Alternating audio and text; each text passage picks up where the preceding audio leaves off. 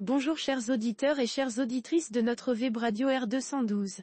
Aujourd'hui, nous avons le plaisir de vous présenter un article passionnant rédigé par notre chroniqueur invité, Anouar Cherkaoui.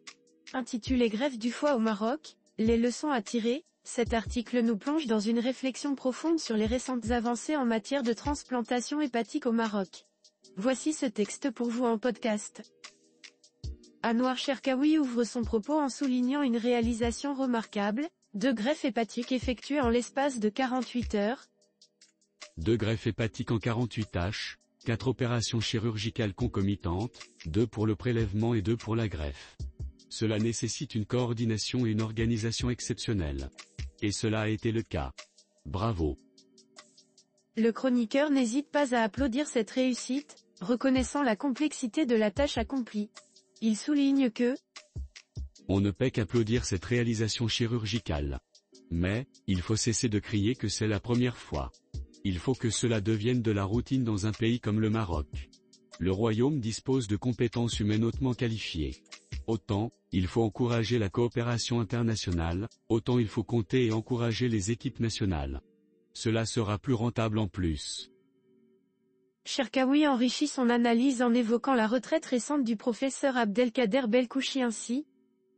Un grand chirurgien marocain, excellent technicien dans la greffe hépatique, vient de partir à la retraite de l'hôpital Ibn Sina, professeur Abdelkader Belkouchi. C'est une erreur stratégique de le laisser partir. Le ministre de la Santé, voire le Premier ministre ont l'obligation de faire appel à ses compétences. Il faut le nommer Monsieur Greffe hépatique du Royaume du Maroc.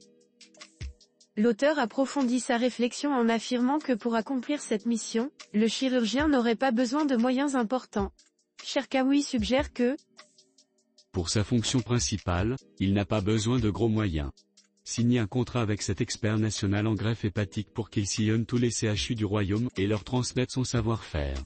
Je pense que l'idée est simple et claire, aux responsables de la santé de ce pays d'agir et de passer à son exécution. L'auteur se penche ensuite sur un autre point crucial, la disponibilité des greffons à partir de donneurs vivants. Il raconte 2 histoires touchantes qui illustrent cette réalité ainsi.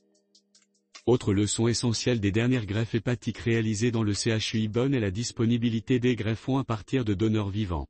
Un père de 53 ans qui donne une partie de son foie à sa fille de 19 ans et l'autre greffe grâce au don d'une fille de la partie droite de son foie à sa mère.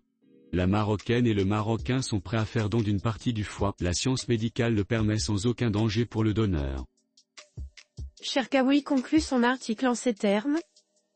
Des campagnes de sensibilisation sur le don d'organes s'imposent pour encourager les autres greffes, reins, cornée, cœur, os.